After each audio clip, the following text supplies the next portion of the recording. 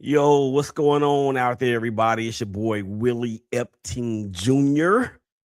And I appreciate you guys checking in with us. We are doing the ShakeBack Sports OT podcast. And we brought in one of the SBMG family members. Of course, we're going to bring everybody in here in just a second. Donnie is back. Dwayne is back. Sam is here. And we are waiting on Mike Fuji, the Rocky Balboa of the ShakeBack Media Group. So we're going to bring them in here in just a second. We're going to get to all of the NFL type stuff, of course, predicting the playoffs and talking about our teams. And that's the reason why we're late, because they did too much talking off air and they distracted me. However, the distractions are gone. We're going to bring them in here in just a second, but you already know what we got to do. It is time to go. Now, right about now, you're about to be possessed by the sounds. 2-6 shit. Yeah, I know what it is. You little suckers get to talking, crabbing, not walking, strapped to the pong of their jaws and smacking, they sleep with the coffins. And they getting greedy like saying, give me yours. yeah, you know what it is when you hear that music, baby. It is another episode of, well, this ain't the Ballers Report. I guess it is, because they got ballers backstage and they know their stuff. Trust me when I tell you that. Let's go ahead and get him in here. You might know him as the Woster. I know him as the Woster, but you can call him Woster. What's up? Dwayne, what's up, man? Man, what's happening, man? Hello, world. What's good? Let's get down to the nitty gritty in the world of sports. Yeah, man, the nitty gritty is what it is, and our teams we're not playing anymore. We took our balls and went home, or they gave us our balls and they told us to go home. Pass the mic. Man, look, I need you to save me, Donnie, because I don't know what I just put my foot in. So come on in here and save me, man. What's going on? Look here, just hand the ball off to me. I'm ready to get across the goal line, baby. Let's go. How everybody doing out there? Good to be with you. I would sing, but I won't. It's the most wonderful time of the year. Playoff time. Let's do this. Yeah, that's exactly what it is. It is playoff time, and we're going to get to all of that here in just a second. But let me go ahead and bring in one of the family members of the ShakeBack Media Group crew. There's Ed Black, also known as Sam. And I got something for you. Black, that I want to see if you remember. We're going to get to it a little bit later. I just thought of it just now. But, man, how you doing? Man, if I was any better, I'll be you, bro. Well, I don't know if anybody want to be me right now, because this is the first show that I have done since my wife got sick back in August, and she ultimately, of course, passed away in October, and I'm just trying to deal, man. But she told me to get up, and not only did she say get up, she said stay up. But then she told me, it doesn't matter how long you stay up, just keep getting up. And I want to put this out here, because she is the love of my life. You dig? She is the love of my life, and I'm torn apart to have to go through all of these emotions: happiness, joy, upset, mad, pissed, confused, grateful. All those emotions they hit me at one time. And babe, I know you're watching from up there. Every show that we do from now on, you will be a part of. Look at my beautiful bride right here. But anyway, so I want to throw that out there. And I appreciate everybody for their patience and their prayers. And, people are continuing to text and call just to check on us, check on me. I have gotten a little bit better, y'all, of answering the phone and calling people back or whatever and texting people back, but I'm a long way from being okay. I'm just gonna say it, but you guys, you're helping the process, and I thank you for being a part of that. All right, so let's get to it.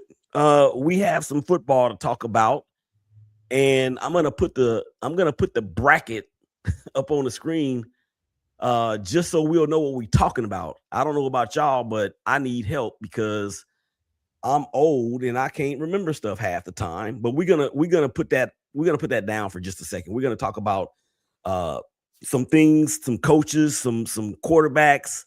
But I want to go here. Let's go here first. And Sam, since you weren't on the regular show, but what we talked about, of course, and you have the script. What we talked about was the Carolina Panthers and the fact that they're 8-9 and they won their division and they get to play a game at home. So we want to get your opinion on whether or not the Panthers should be taking their behinds on the road with an under 500 record, or is the current state of what it is that okay? No, I think it's okay the way it is. How did they? Who are they playing? They're playing the Rams in the first round. Okay, so they get a home game. Carolina gets a home game. Yep. Okay, cool. So if that's the format, that's the format. If Carolina wins the game, then they should win the game. If they lose the game, they'll be exposed.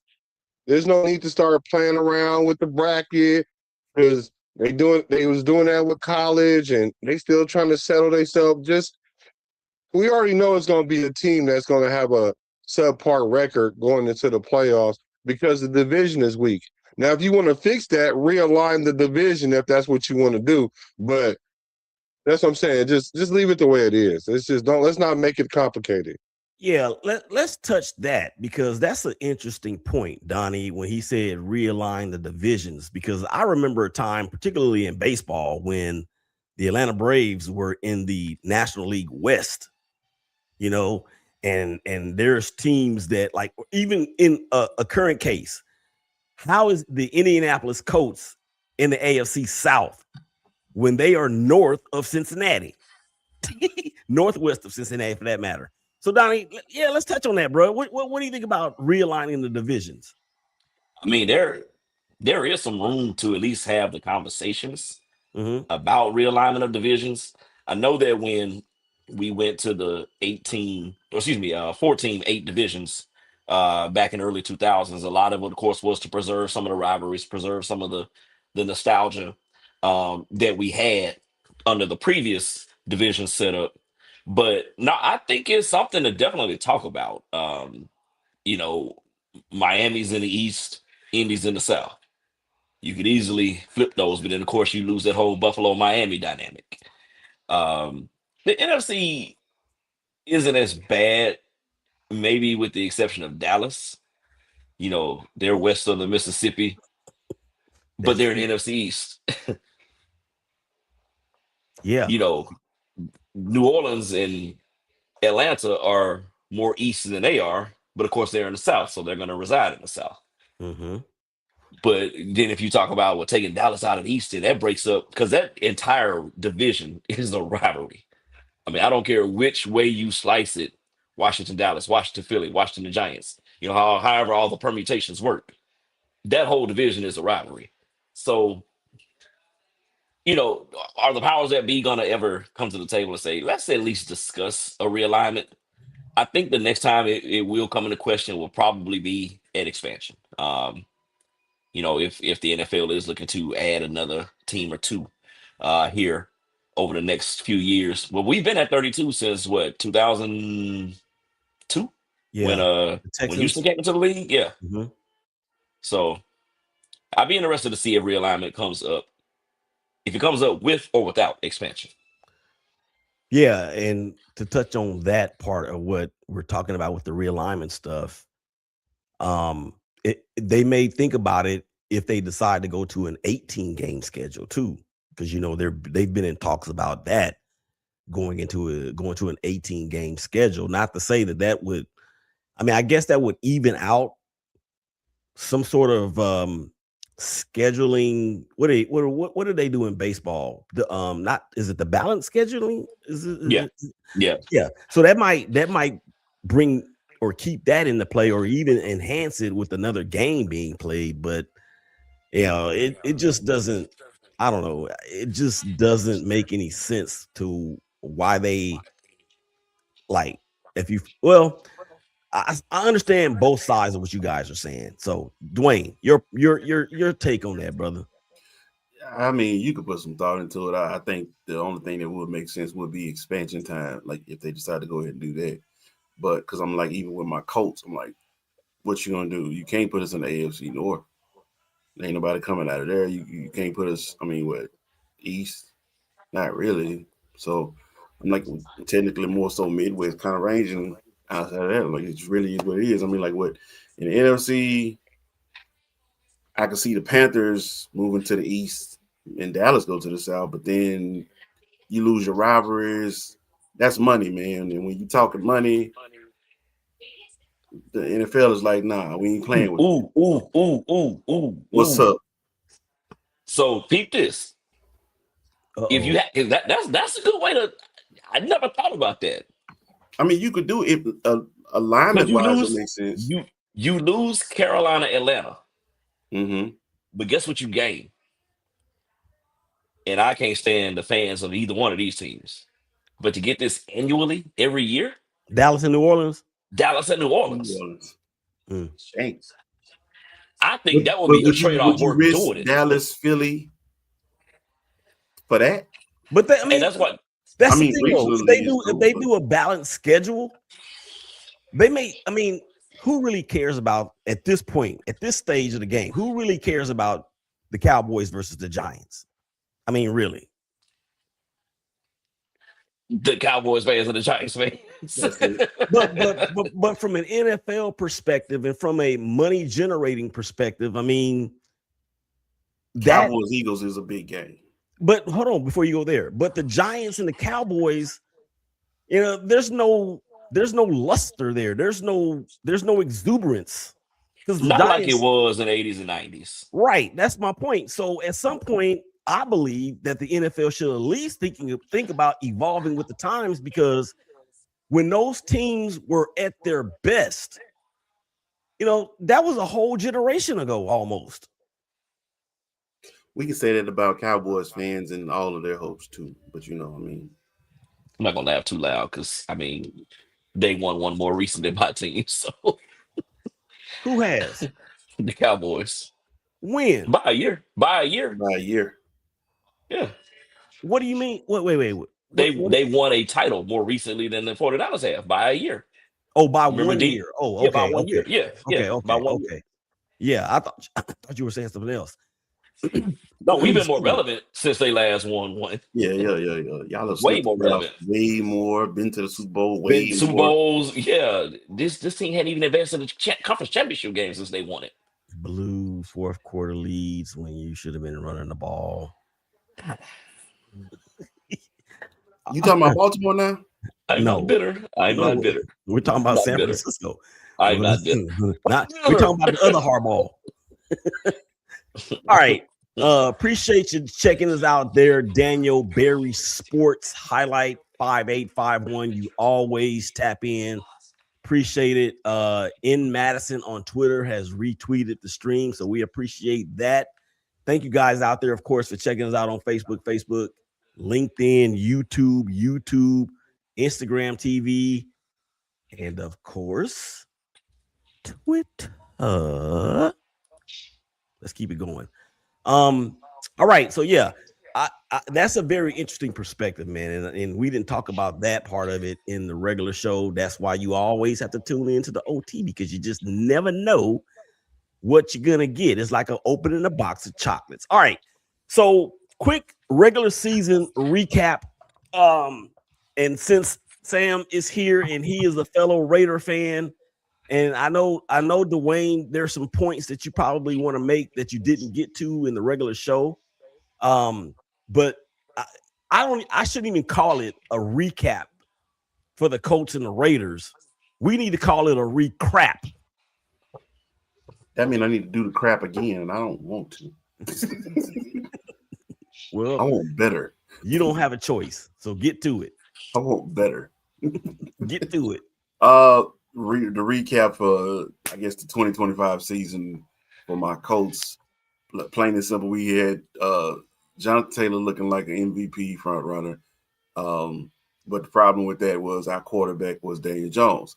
Now, I can know some people going, what? Wait, what you mean problem? I'd love to have Daniel Jones. Put a pin in that. Let's come back to that later. Like I said, from jump, the whole thing about Daniel Jones is he has to prove himself. Like, this is his second stint, or I guess you could say your second life in the NFL. Now that you're away from the Giants, you need to prove that they were the issue and not you. And then finally some defense coordinator said, well, you're going to show me. And they put 8 in the box. They took JT away. And then Daniel Jones just started looking more like New York Daniel Jones. But then, of course, the coach did what they can always do. We're going to find a way how to really mess up our quarterback. Broken leg. I said he need to sit down, let that heal. But who do we go to? Daniel Jones like, don't worry about it. I'm going to play. I was like, this is a bad idea. You on a broken leg. I don't think you should do that, because then you have to compensate on another leg. And sure enough, he tore his ACL. And we called Phillip Rivers. Grandpa. Phillip Rivers. Don't get me wrong. I know he was coaching high school football and everything, but that's all he was coaching. You know, most players, when they come out of retirement, you say, well, are they in shape? Have they been doing their condition? Is it? Rivers looked like he had been having, a couple beers with every meal. And then I'm telling you, I could hear it. 12 yards down the field. That boy, he was struggling to get that ball down the field. But I know what he did. He came back for the insurance. But anyway, the season fell apart. And we're at the house again, watching everybody else play. And still looking for a quarterback. Yeah, we have Shane Stanky as our coach. That's funny, because when you say insurance and Phillip Rivers, I think of two things, or actually three things. I think of AARP, I think of Medicare, and I think of Humana. But that dude had to come back because what he got 11 kids. Hey man, he was better at getting out the pocket as a 44-year-old man in the NFL than his wife. Well, that man got a lot of kids. I can tell you this much though. I will tell you this. The pocket quite a while with her. I'll tell y'all this: those healthcare costs from 2025 to 2026. Hey man, don't go there. They have dramatically increased, and I don't know what the. I'm not going there. Just hear me out. My blood pressure up now. But what I'm saying is that you don't know what his plan is like. You have to figure that he probably has a good nest egg saved up from all the years that he played and even the endorsements that he got. But that insurance ain't no joke, because it's not. Because I've seen people's premiums go up 60, 70, 80% from December to January, when you had to pay $25 for something in December, and then it skyrockets to $180. Prescription refills. Stupid. Exactly. That's why that's why I get the VA. All right, Sam Black, bring it on in. Let me ask you this, because we're fellow Raider fans, and shout out to the late homie Darian Hopkins. When he passed, he was only 39 years old, and he was a huge Raider fan. And I used to enjoy Darion and Black getting into it while we were doing the Commitment to Excellence podcast. So shout out to him, man, and rest in heaven. But Black, the Raiders, Yeah. what's up?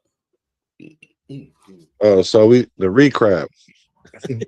Well, that's only fitting because it was crap last year, and we recrapped it this year, basically. But the thing about it is, I'm more disappointed than the fans than anything else, really. Like when bro was talking about Indy, like all the stuff that he said, the most important, the thing that jumped out to me was he said Indy found a way to Indy, basically, and they kind of messed up the quarterback.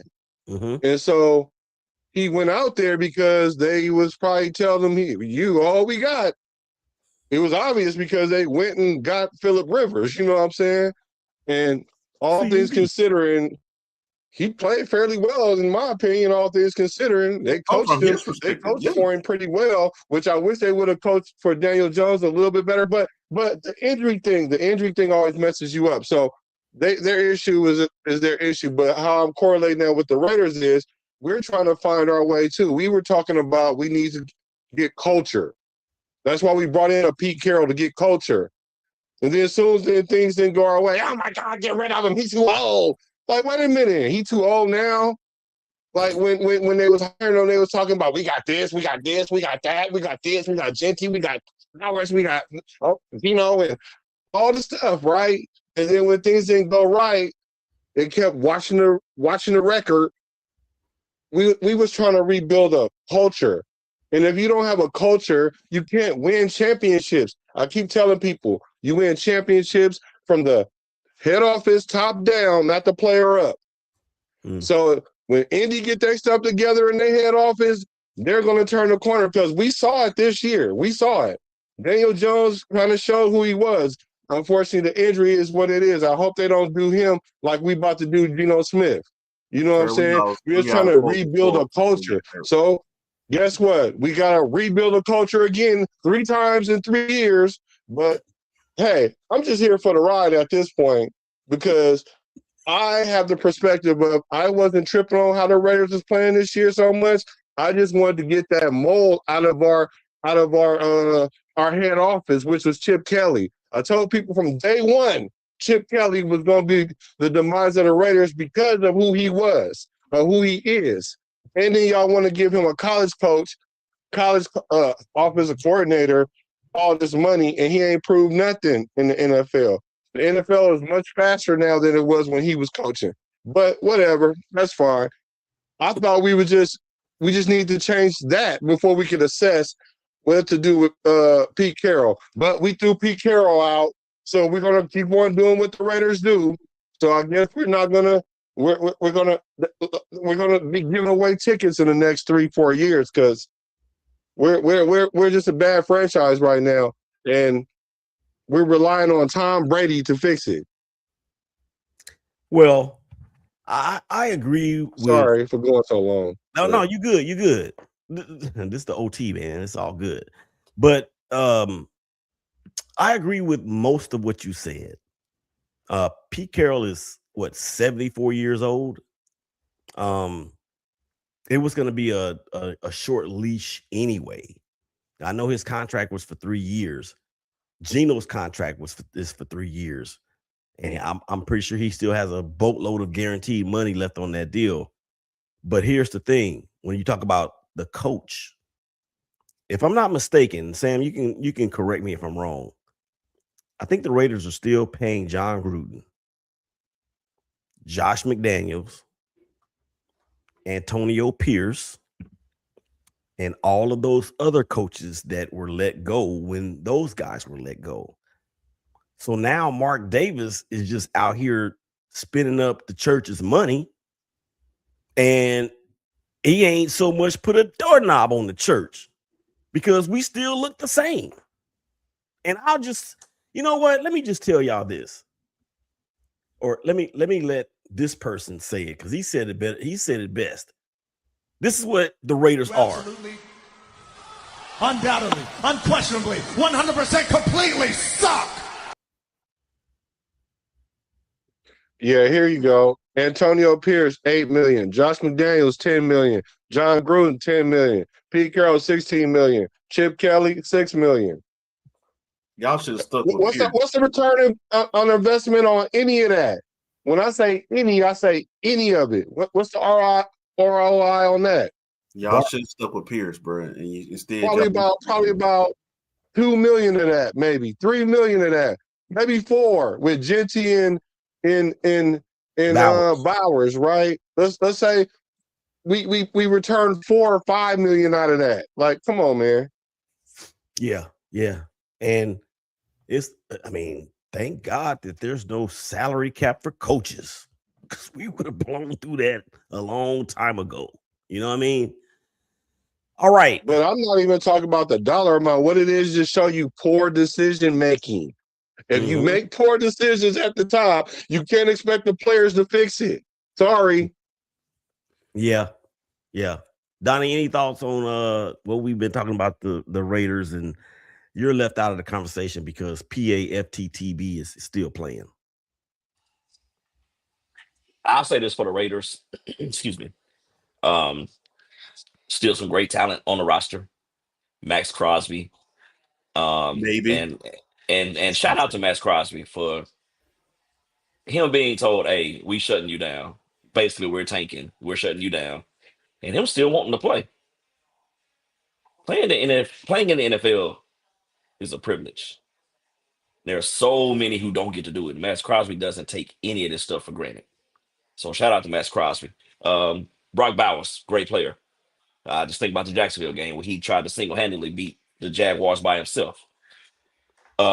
Genty was mentioned, and I thought he'd be able to come in and be a difference maker. And I don't know what Chip Kelly had going on, what his agendas were supposed to be. He ain't as smart as he used to be. he ain't as good as he used to be. Yeah, you won a championship with that school up in Columbus, Ohio, in the middle of the state, who wear scarlet and gray and say they're the best darn land in the best darn band in the land, or whatever they call it. That mess. Chip Kelly, he ain't got it at the NFL level. Raiders will have the number 1 pick. Presumably that'll be Fernando Mendoza from IU. Jamarcus Russell. He would not be Jamarcus Russell. No. He wouldn't eat cheeseburgers on the sideline. I mean, if you just listen to Fernando, listen to his Heisman Trophy speech, listen to him talk at a post-game interview, like, he's got his head on his shoulders. He knows what it takes to be a good player. I hope for the Raiders, because look, I think the NFL is a lot more interesting when the Raiders are winning, or at least putting a viable product on the field. Yeah. I think it's better for the league, when to see a team like the Raiders do well. Mark Davis get a haircut. The bowl ain't working no more. I know I said this on the earlier show, but I'm gonna say it again. Trim a little bit off the top. This is what I wanted to say on the earlier show. Mark Davis has one of the best athletes in the world on one of his teams. And I'm talking about Asia Wilson from the Las Vegas Aces. Involve people like her in some of your things that you want to do with the Raiders, because it starts with, as Sam mentioned, culture. Build a culture. Asia Wilson is a winner. She is a winner. I mean, she's hobnobbing now with Bam Adebayo. That's her boo. Is it? I saw them at a game together. I guess it was. The Olympics a couple of years ago is when they kind of, had they coming out when they were both playing for the Olympic teams. Didn't he propose? Did he? I want to say he proposed, but like they locked in on I like for the don't know, Yeah. but they're obvious thing though. They came out yeah, and they Oh discussed it yeah. and everything. they locked in. So like Oh yeah, yeah. They But I they mean, they they they they, they in deeper than Clay and Meg the Stallion. Oh gosh, moving right I get along. what you saying though, Donnie. I mean like being here in the A man, like you got Braves players and Hawks players and Atlanta United. Like they all kind of circle Falcons play. They all kind of circle and support each other. You know, the culture here basically it is unity. You know what I'm saying? Like Hey, that's one thing you kind of need to because Las Vegas is definitely an up and coming sports town.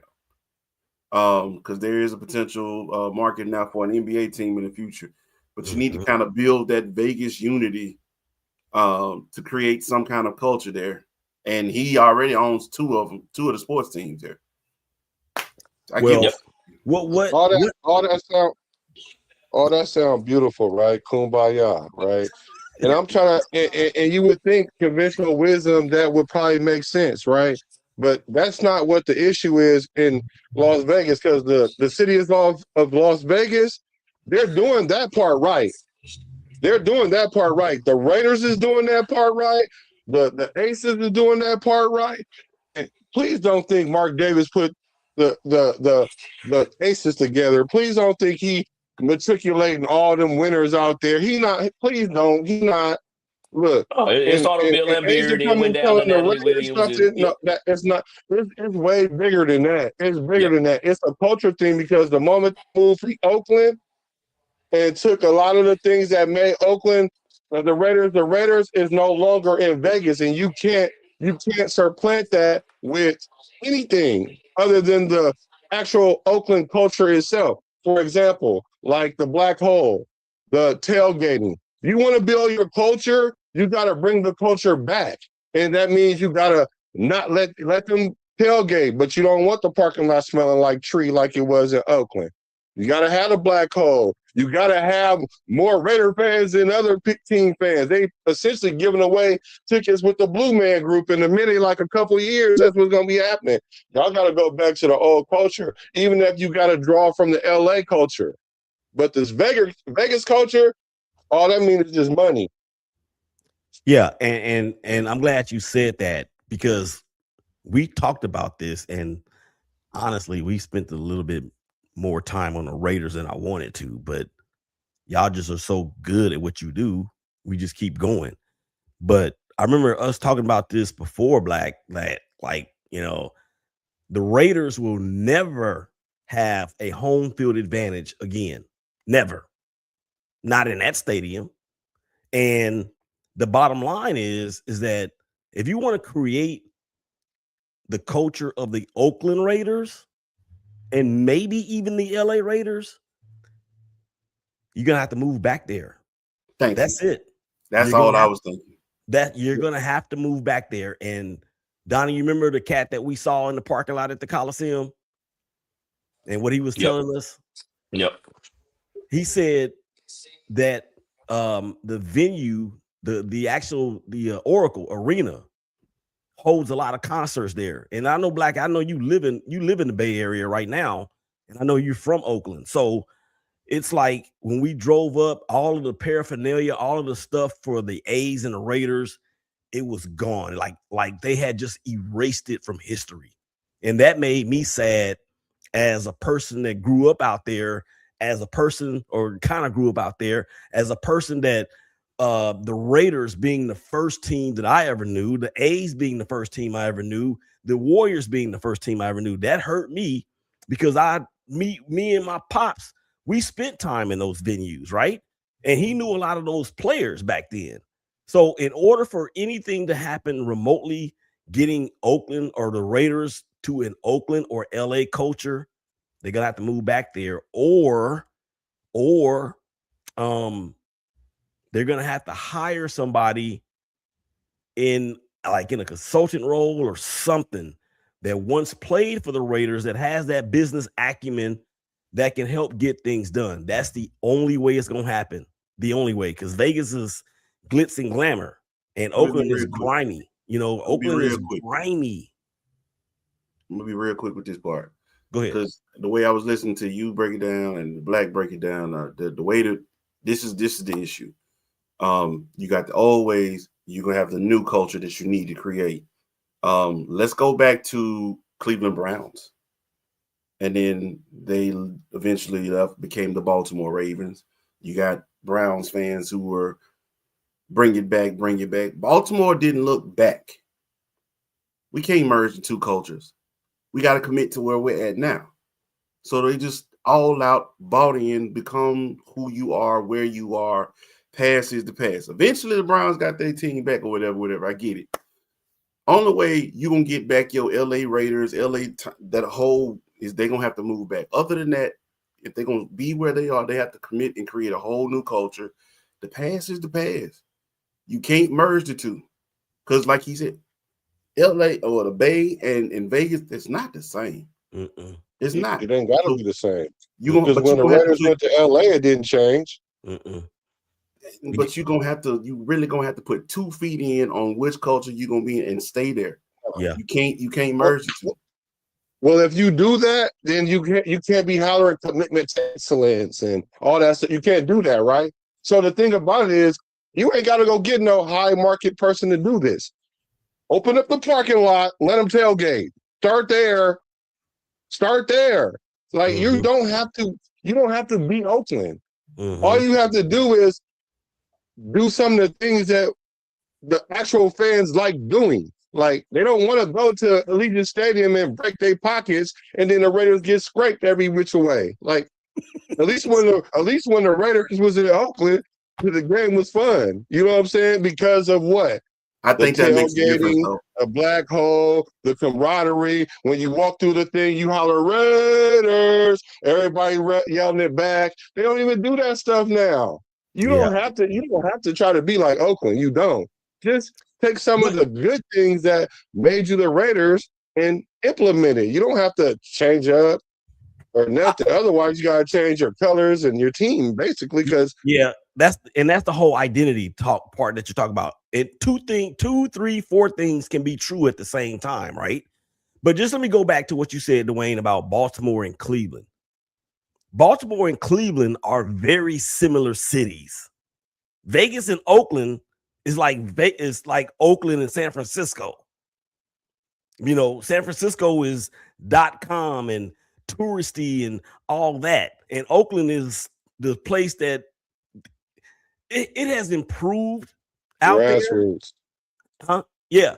But Baltimore and Cleveland are very similar in their, I don't know, it seems like their identity. All right, let's move on, guys, because the Raiders ain't that important for us to make all that time for them. I'm just saying. All right, so let's go ahead and put this on the screen because we got work to do. And we're going to talk about how we got here. Of course, the Seahawks and the Broncos are the number 1 seeds or the number 1 seeds in each conference.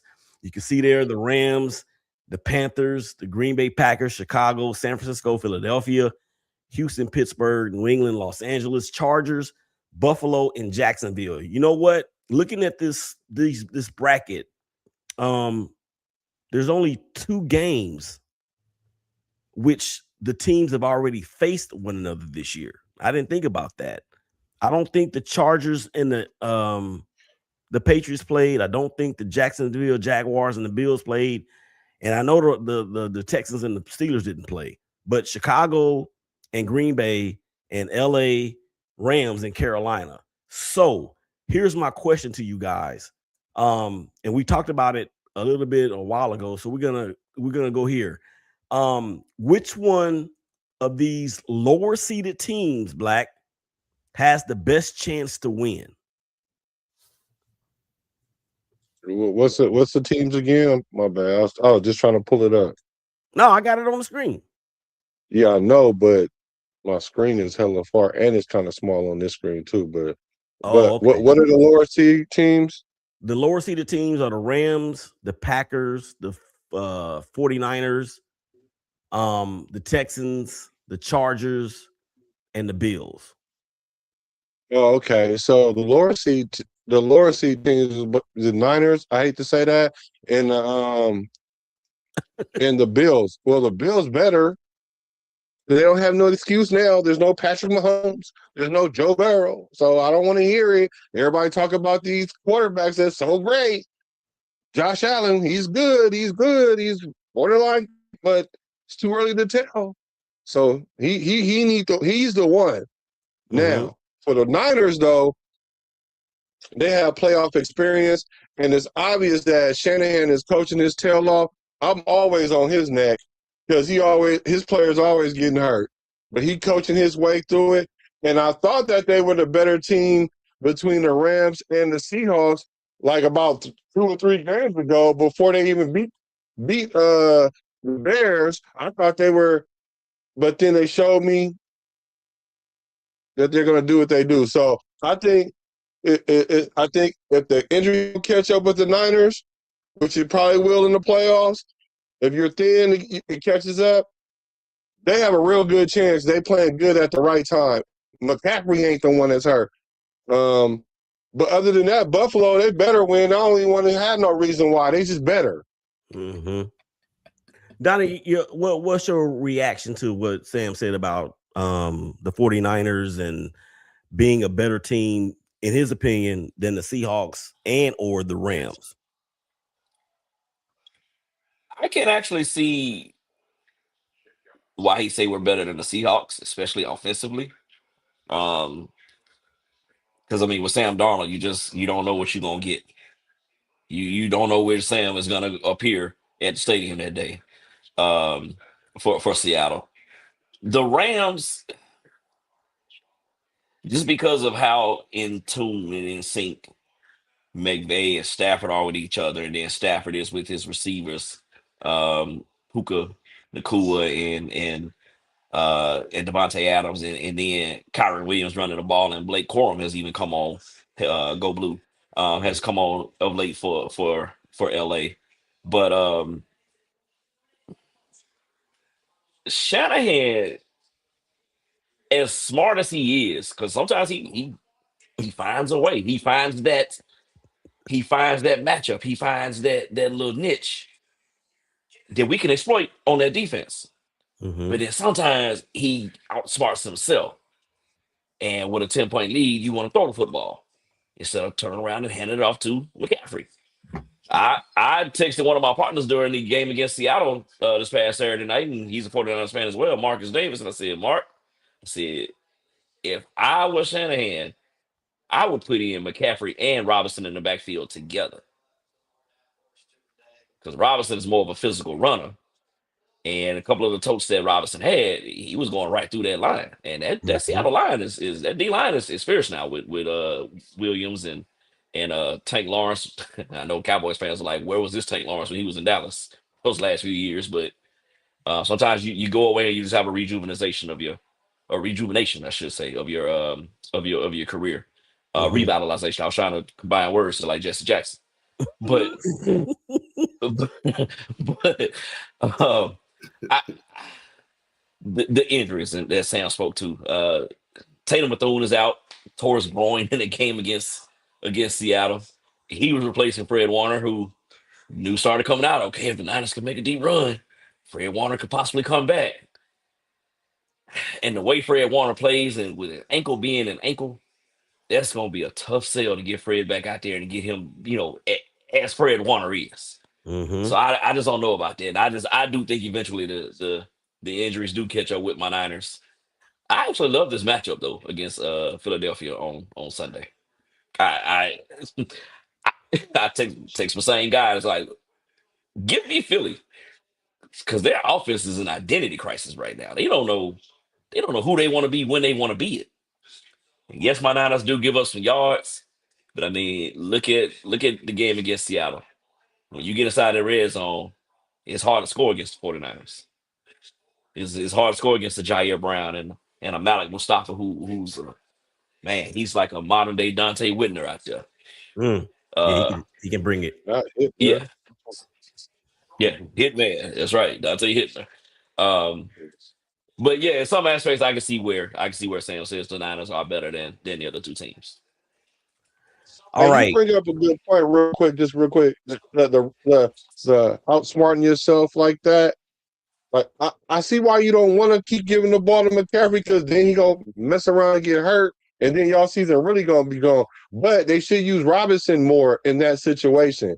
Like you right, even if you don't put them both in the backfield, use him more than y'all use him though. For sure, y'all could really do some damage to mitigate some of that. So that actually putting both of them in there, that might be a problem. I ain't never heard that one. I actually, and Donna, you can correct me if I'm wrong, but it was one of these more recent games. It may have been against Chicago, but if I'm not mistaken, they had both of them on the field at the same time, and McCaffrey was in the slot as a receiver. Yep. And that's the kind of thing you can do. Because it's like you know what both of them again, you know what both of their strengths are, but you don't know which one of them is getting the football and how they're going to get it. Yeah, I mean, because Robinson is actually not a bad pass catcher out the backfield himself. I think he's a He's really a good pass catcher. He caught a lot of balls in with Washington. Yeah. I think he's actually a really good running back.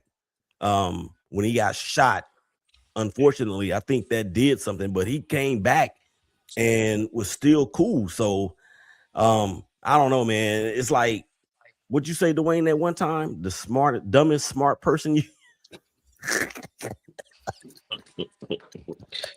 No, it sounded like Coach Kilmer on on Varsity Blues when he told Mox, you're the dumbest smart person I know. that's what I'm trying to say. That's what I'm trying to say. All right. I believe that Green Bay is going to do something to Chicago that they should have done in the last game that they played them in Chicago. They should have swept the Bears this year, but they gave that second game away. You believe that? Huh? You believe that? I do believe that. You do? Yes. Well, think about the second game. Jordan Love got concussed in the first quarter. Lost me my fantasy football semifinal. But I'm glad he's okay and they're able to play this weekend. Here's the thing with Green Bay, especially defensively. Without Micah, the intensity just isn't as what it was. You know, those. Yeah, it's not the same as it was. Mm-hmm. And I mean, Ben Johnson is Ben Johnson. He's an offensive guru himself. Mm-hmm. Oh, I don't have number one chasing after Caleb Williams. Oh man, we can do what we want to do. Yeah. All right, let's move on to the next. Wait a minute. What? Did I miss something? I ain't get mine. Talk to me then. Come on. I wanted to give a little love down south, man. I gave one else one show. I want to give some love to Houston. I think they can pull this one. That wouldn't be no upset though. The Steelers by rank, yeah. The Steelers ain't even supposed to be here. That's why I was going with that. But also, I don't think people really pay attention. What's Houston's record? 12-5. 12-5. I'm gonna tell y'all a date. November 9th. Matter of fact, I'm sorry. November 2nd. That's the last time Houston lost. Oh yeah. To Denver. Ever since then, they've been winning the close ones. Whether it's and low they were in that one. Big scoring, like they don't have. They don't sweat. Like they stay cool, calm under pressure. They can get you. They got one of the top defenses, if not, top 3 defenses in the league. I'm gonna say that at least. But I think offensively now, my coach definitely helped CJ Stroud pick his confidence back up. So yeah, and what's the name? Owen Daniels, the tight end. He don't play for them Houston. Not Daniels. Who's the tight end for Dalton Schultz. Dalton Schultz. That's it. Dalton Schultz quietly been getting them numbers. He ain't been getting the touchdowns. I ain't gonna lie to you, fantasy wise, Wayne ain't want to touch. I said, "Oh, Daniels." No, I'm old. He quietly been getting them numbers yardage wise. It's the touchdowns he was struggling with. Like I said, if they could ever just put all this together, because they have a team, confidence wise, offensively, they needed that boost. I think my coach helped them. The Steelers know. I'm so sick of. I'm not a Steelers hater. My father loves the Steelers, but this the move that pissed me off. Boy, you supposed to be gone. What you beating on your chest? Well, the reason why he did that because he was like, "Cause I'm not going nowhere." Baltimore made a I was dumb move. tripping off that part too, but it was the kiss that I was like, "Oh, I see what you did there." I was like, that right there made my you know what's itch. You know what I'm saying? Yeah, and let me ask y'all a quick question though. If the Ravens would have won that game, would we be talking about John Harbaugh looking for another job? No, because he be coaching the game this weekend. Might be coaching this weekend. No. Even after the season. No, they wouldn't have fired him. No, I don't think he would. I don't think they would have fired him. But I've been hearing a little more noise out of Baltimore than usual. Okay. Like you only get that when in-house start to leak business like that. And the only time in-house is leaking business because they're trying to make somebody look bad or they try, they're trying to shake things up eventually. But you might have been talking about Tomlin. But Tomlin need to. It's time, dog. I'm not saying he a bad coach, but what they were saying about Harbaugh and Baltimore definitely applies in Pittsburgh. They're not listening no more, dog. Yeah, y'all and don't look like the same folks. It's a different because they keep losing the same way all the time. Yeah, and it's a different breed of players now from when the Steelers were competing for Super Bowl championships or even going deeper into the playoffs. All right, guys, let's keep going. Which coach quarterback combo do you have the most believe in getting it done from Wild Card Weekend? Sam, let's see. We have who? We have the Rams with Matt Stafford and Lon Kruger. I don't know why I said that. Sean McVay, Carolina with what's his name? I forgot his name. It's on the tip of my tongue. Help me out. Bryce Young and Dave Canales. Green Bay with LaFleur and Jordan. Chicago with Caleb and Ben. San Francisco with Brock and Mike. Philadelphia with Nick and Jalen. Pittsburgh, speaking of which, Pittsburgh with Mike and Aaron. Houston with CJ and what's that dude name? I forgot his name. D'Amico. That dude. It's on the tip of my tongue all the time. New England with Mike Vrabel and Drake May. The Chargers with Jim Harbaugh and Justin Herbert. Jacksonville with Sean McDermott and Josh Allen. I'm sorry, Jacksonville with Buffalo with those two, and then Jacksonville with Trevor Lawrence and I can't think of this coach's name. Liam Cohen. Yeah, Cohen. So Duval. Duval. And he got cracked on, man, to no end when he did that. I mean, it was like, dude, what are you doing here? Y'all ain't gonna be shit. But anyway, so Black, which quarterback coach combo do you have the most belief in?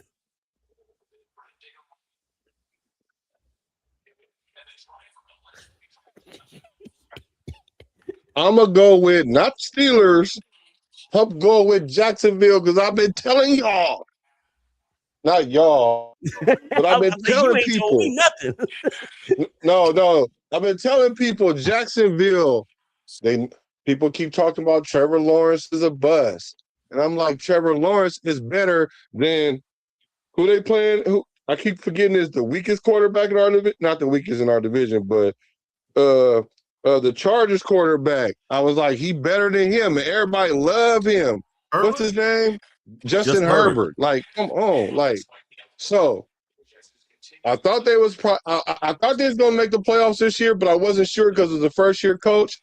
But then, I knew they were gonna make the playoff next year. I think they got a chance because all they gotta do is beat Buffalo. That's the upset I'm picking. Beat Buffalo. They're going to score Denver because Denver can't score 30. They can't even score 28. So I'm thinking I got the most confidence in them. I got confidence in that first-year coach, Liam Cohen. He's doing his thing. He's actually got an offense for them. where they can actually use ATN appropriately. And then they got the Raiders wide receivers that's going crazy over there. So I got confidence in him. And what I said, and Trevor Lawrence, it's the small things that get you the championship. It's the small things. Instead of going on the wristband and saying the plays and all that, he went old school. New offense. I'm gonna remember all the plays so that way you know what everybody's doing. You can make whatever changes you make, and that's something that's on the that's a lost art with being a quarterback. And I knew when I heard that Trevor was doing that, the results was going to come. So that's who I got confidence in this wild card weekend. Yeah, and Trevor Lawrence, I mean, he had the debacle with that dude that has a name that reminds you of a map. Urban Legend. Wait a minute, that's T.I., ain't it? They should even got rid of my boy just because he had a little, Man, whatever. We're not even about to do No, that. come We're on. not about to do that. Trevor Lawrence, career high 38 touchdown passes for more than 4,000 yards. They kept him in the game so we can get that. So I'm sure there was some money involved in that. I like the pick. I mean, in Buffalo, we're gonna look. Okay, so Donnie, your response to Black's choice on the coach and the quarterback combo that has his belief. Or he I'm gonna say believes this in. real quick. Yeah, I'm gonna say this real quick. I think that's a good selection. Cohen and Trevor are in lockstep. Trevor Lawrence, his first few years of his career can be, I think they can be lined up with Alex Smith. Mm. All those different coordinators, those Mm. first few years of their careers. Not necessarily the talent, not the player, the talent, but just the voice who's helping me out along the way here. We we heard Michael Penix talk about I really don't have nobody helping me with the plays and with the formations and with the What sets was and all that? that. I mean that's the equivalent of I'm out here in this water and I'm just drowning. Mm-hmm. I'm trying to swim, but I'm really more sinking. Mm-hmm. And Trevor, was he was out there, he was trying, he was doing his thing. I mean, Doug Peterson, I think, brought something a little different. From Urban and from the other coaches that he had. But Liam Cohen has just unlocked that full potential in Trevor. So I do like that choice there. I'm actually going to swing over to the NFC, and I'm going to talk about a team that I really don't like to talk about, especially positively, and that's the Los Angeles Rams, because I don't like them. But objectively, Stafford and McVay they're in lockstep right now. They're on something this could be a long life for them this postseason. Yeah, and a couple things to piggyback on. Cohen, he was the offensive coordinator for who? Tampa Tampa Bay. Bay. Mm-hmm. So Mayfield's last two OCs hard to playoffs. Mm-hmm. And the other one, when you talk about McVay and staff, that dude's gonna win the MVP this year. And if they somehow get to the Super Bowl and win it, it's going to be very difficult to not qualify Matt Stafford as one of the all-time greats. It's going to be hard not to do that. Seriously. 5, 10. What do you mean? 5, 10, what? So I'm saying you said top 5, top 10. No. Say all-time great. Just mentioned in the conversation. I'm not saying that he would be there. Cause I don't want that smoke. He almost there now. Yeah. And that's what I was gonna say. Like, he's right below Elway. He's right below I mean, you can even say he's right along with Marino. No, Marino ain't win no championship though. I'll put him right there next to Steve Young. But we're talking Steve about Young got really one, right? I'm thinking Steve about Young got one. I'm thinking about I'll put him like right there. I'm thinking about from a numbers perspective. Not necessarily rings. Yeah, numbers perspective and individual awards. Because I mean, Marino didn't win a title, but I mean, he revolutionized the position. And I think he has an MVP too, doesn't he? He should have won MVP that year. He threw for 5,000 yards, first one in NFL history to throw for 5,000. Exactly. All right, know if he won. Dwayne. Yes, sir. Your choice for quarterback coach combo. Who you passing the offering plate to? You trust them that much? I like New England. However, I'm not going to choose them because that is a rookie quarterback, and these are the playoffs. I'm not choosing Trevor Lawrence because, again, these are the playoffs.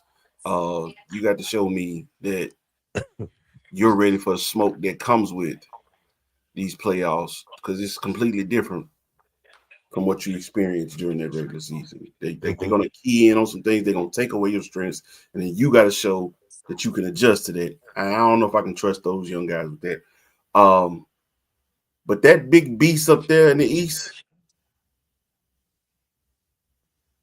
Josh Allen, even without the weapons that everybody else has, that's just a guy that refuses to lose.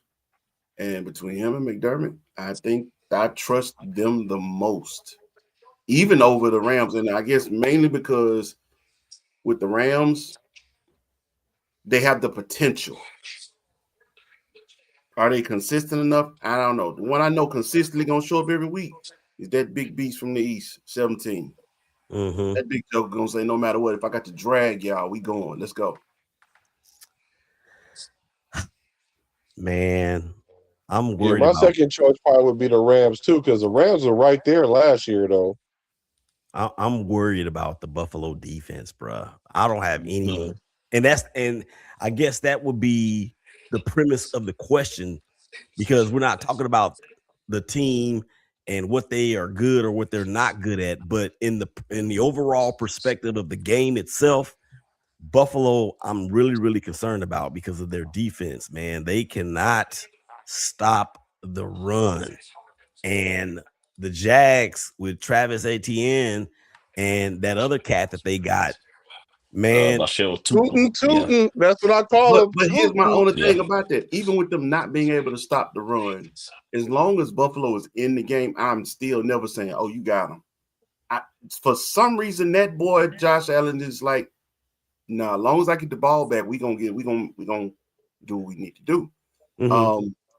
Like I said, my concern with the Rams is they have the potential to be a 28, 30 point a game scoring team, and then they'll turn around and put up 12. And what happened? What happened to the high-powered offense? What happened to the genius? Where's Boy Wonder? Where's the golden arm? Like, what happened? And so, because it's like a roll of the dice with the Rams, I know what I'm getting with Buffalo. Yeah, but my pushback on that, Dwayne, is you said as long as they stay in the game. If your defense is putrid, that's a big if. And especially in the playoffs. Buffalo can't put up 40. No, but see, in the playoffs, if you got a lackluster defense, you might not even get that many possessions like that, because the Rams, the reason why they not really, because their defense ain't the same without Donald, right? So if their defense was a little bit better, then they can get over that hump. Same thing with the Bills. We got to remember the Bills are still going to do what the Bills do. Let's not act like that they winning like that. They don't. So their defense is questionable. You got to have a little bit a mid-tier defense. And see, the thing about the Jacksonville, their offense and their defense is playing pretty good. So if it can stay 2-4, but if you giving Josh Allen the ball last drive, you can't go against him because he got it.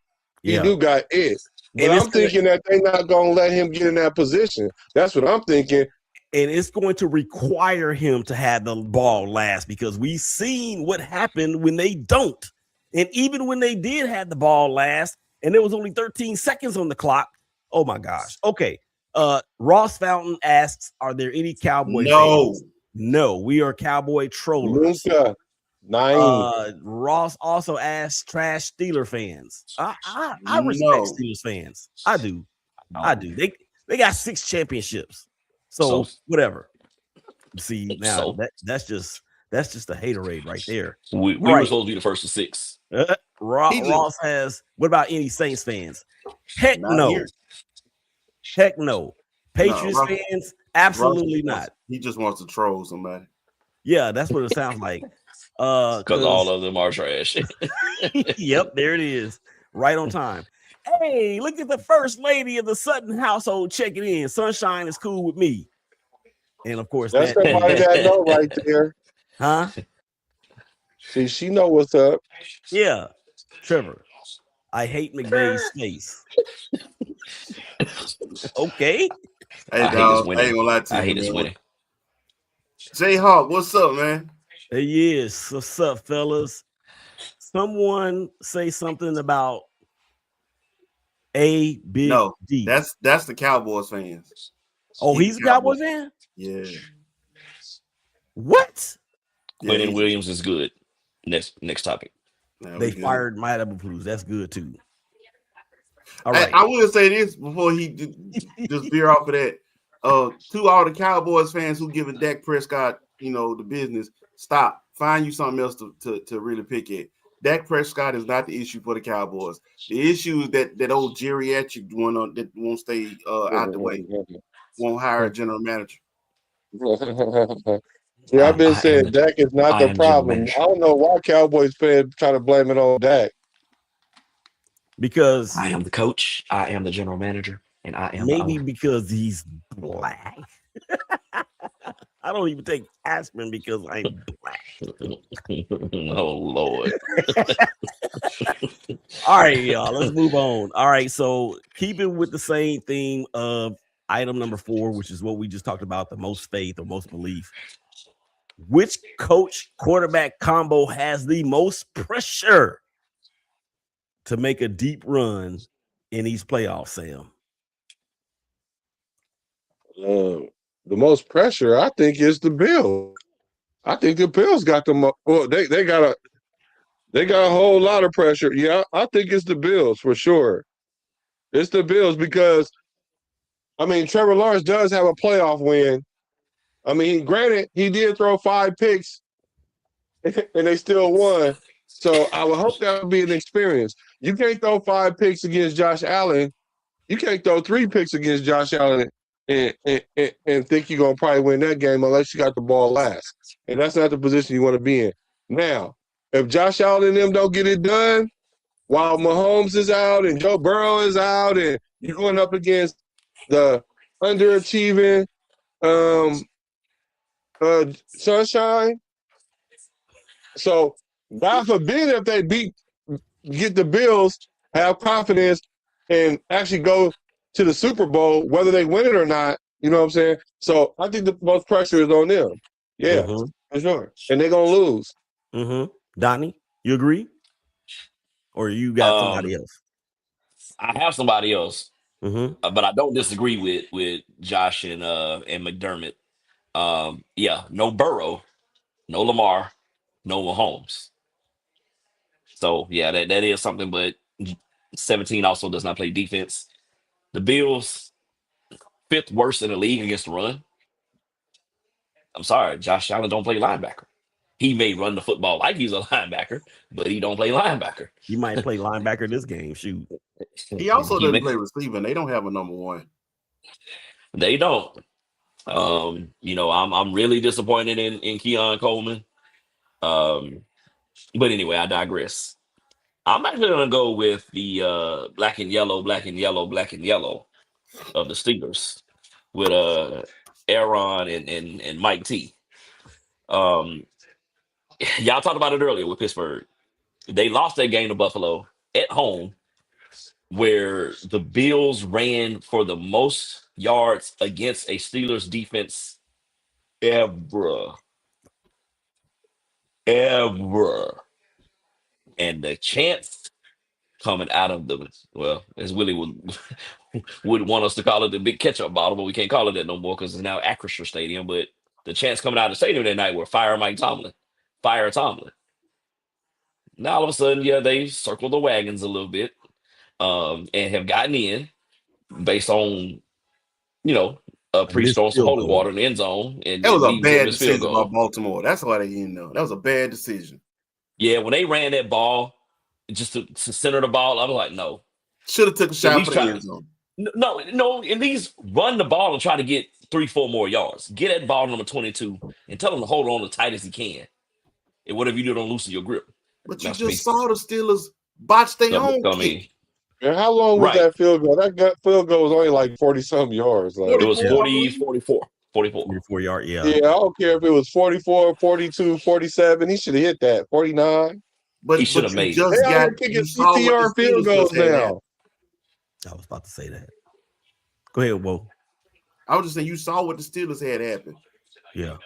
That to me let me know right there, like, bro, you can't really necessarily trust the kick. You had 20-something seconds left. I do have a Lamar Jackson. Take a shot for the end zone. I'm not even saying that, Ward. Get 4-5 more yards. Make it a Yeah, little easier against still. I like Donnie's explanation and Black's explanation a little bit better. Especially when you have these kids out here, these guys out here with these rocket legs, hitting. But you 60 remember why I yards said it though? with routine, huh? You remember why I said it? How many busted coverages did the Steelers have that night? Oh, I get that. I get that. Take a shot for the end zone. But inside but the then inside the picked red off. zone or closer to the red zone, the Steelers defense would have tightened up. But the thing is, you too, give is that TJ and you give TJ and Cam a chance to wreak havoc, and the other cat that you get him a chance to get back there and sack, strip, fumble, and ball game. Yeah, exactly. Even a sack will turn a 40-some yarder to a 50-some yarder.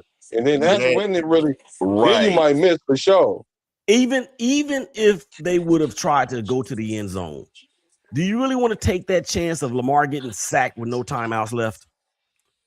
I got a bet. Is Lamar really going to be the one to get sacked, though? Why not? He been hurt all year. This ain't don't the know same that. Lamar.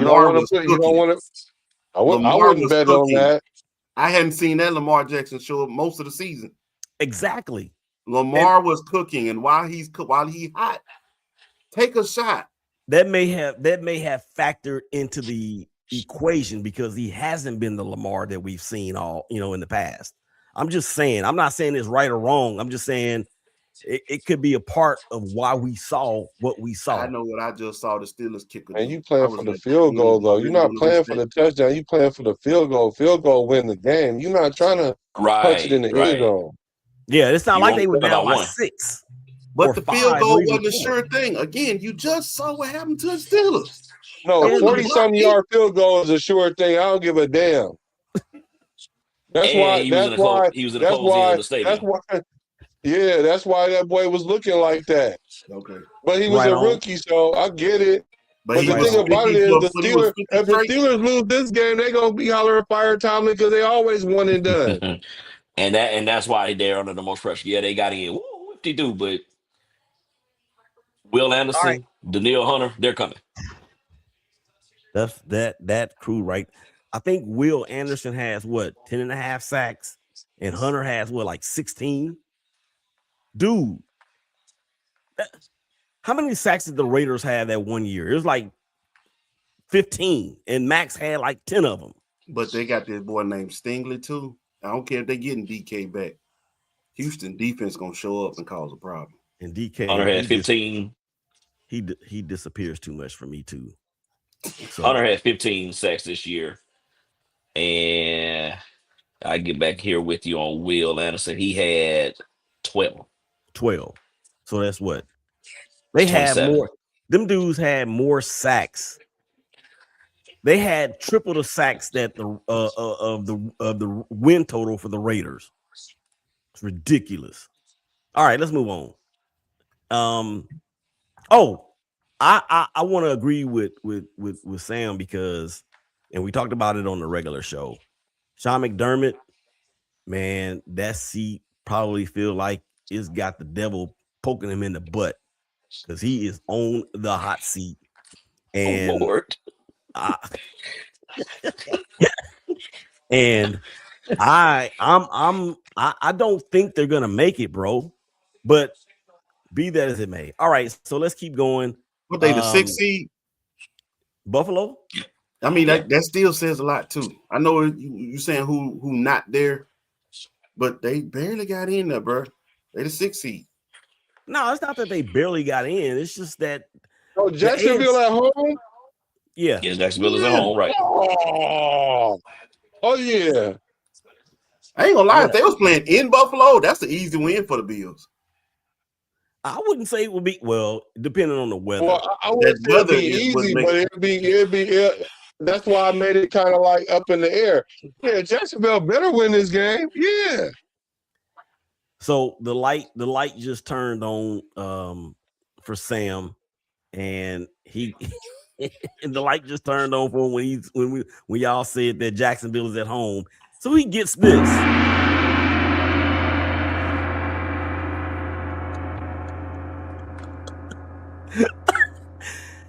That didn't change how I felt and what I thought. None of my views have changed because actually they've gotten a little stronger.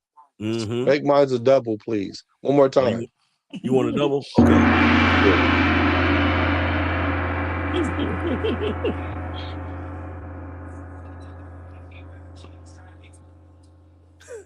That's a long bong.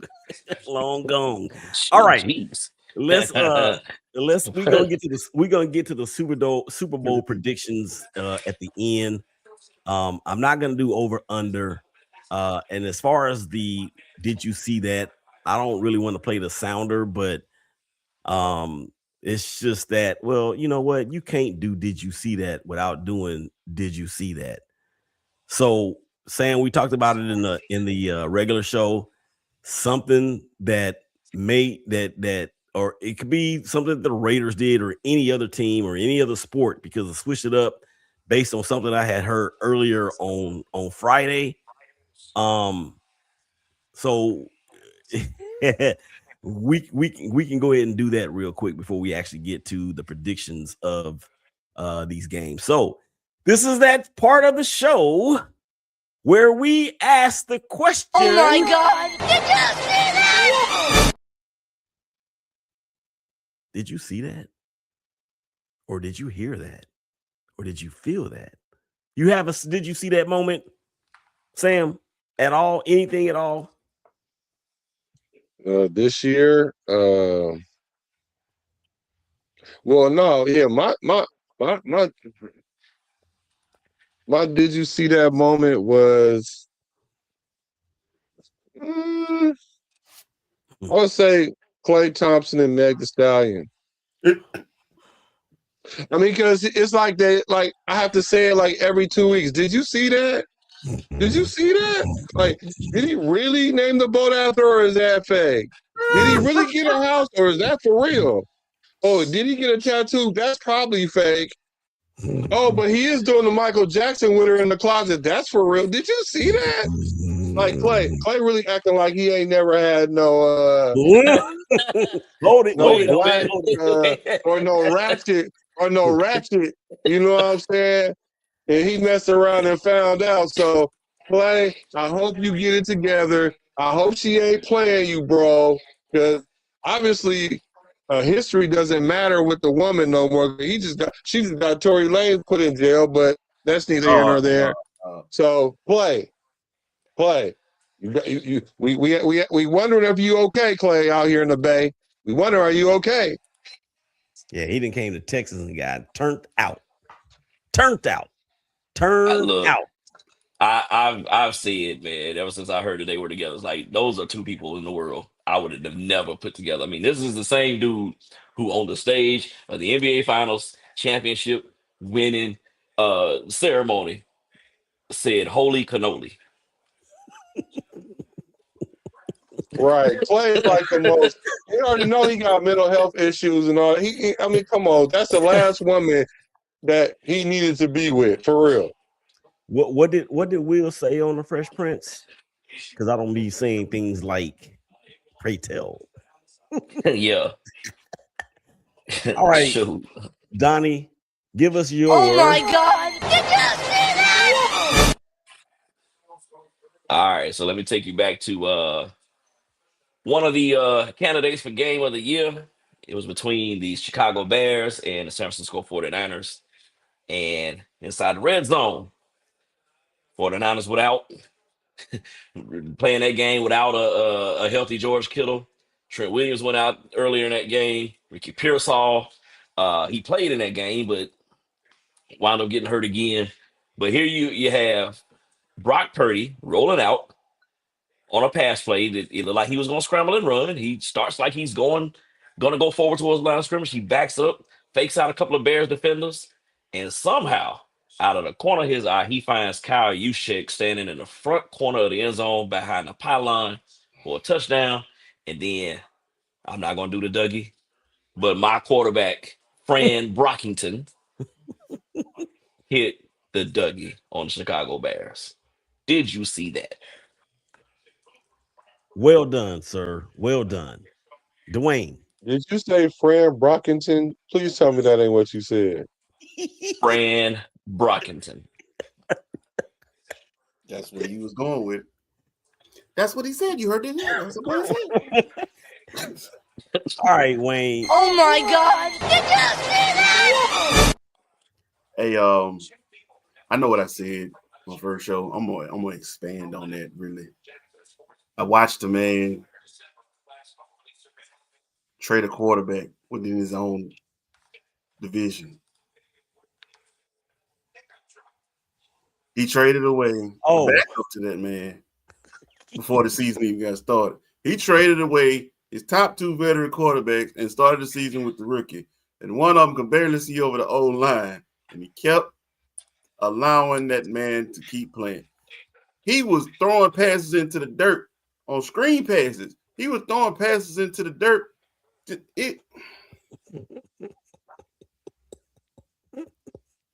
And all they kept saying is he's a 2-time coach of the year. You know what it started sounding like to me? Y'all remember Al Bundy?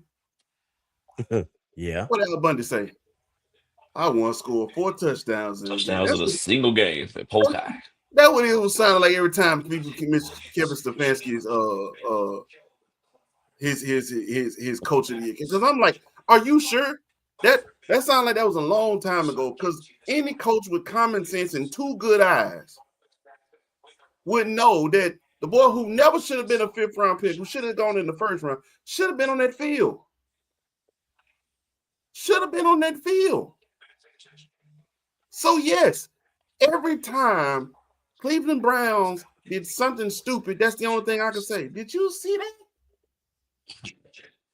Dylan Brown gonna start again. Did you see that? Well, Shador played the first game. Are y'all gonna commit to him playing next week? We haven't decided that yet. Did you see that? Yeah, and that's the reason why he is now unemployed. But it won't be for long because he's been linked to possibly the Giants. He gonna ruin Jackson Dart. Yeah. Well, I mean, Lane Kiffin should have gone to the Giants. No, I agree. You think so? He should have. That was his quarterback. Go get your quarterback. Play in the big market because you Lane Kiffin. You like the lights. Go. And you would have made more money. So that's interesting, and I want to dive a little bit more into that because that is interesting. And we got Sam back. Let me pose it to you this way, right?